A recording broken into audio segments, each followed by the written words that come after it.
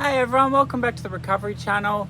As you can see from the thumbnail, today's topic's on whether you need to see a neuropsychologist or a plain old psychologist for your stroke issues post-stroke. So I'll give you a little background into them. A neuropsychologist will give you a cognitive test and will test your cognitive level.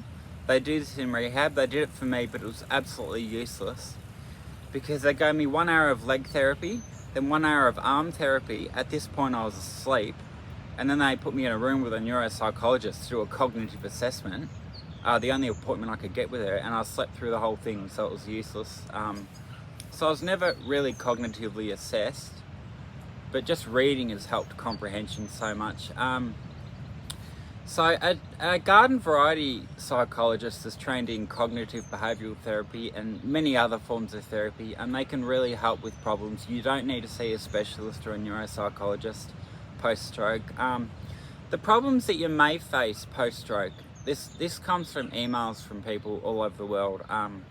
Things like anxiety, like a garden variety psychologist can take care of most of these problems. Inhibition problems, anxiety, depression, mania, maybe bipolar can come as a result. Sexuality can change post-stroke. It didn't for me, but it can.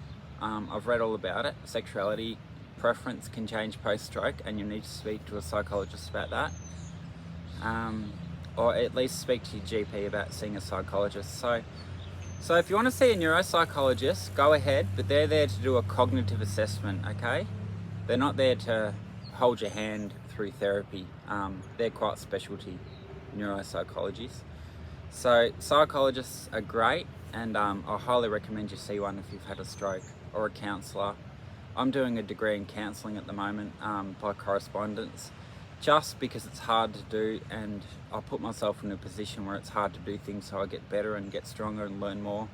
And after doing this degree in counselling, I'll be able to counsel people professionally or in a more professional level, and help more people on YouTube, help everybody on earth recover from anything you need to recover from. Anything is possible. Thanks guys, I hope that answers the question about psychology.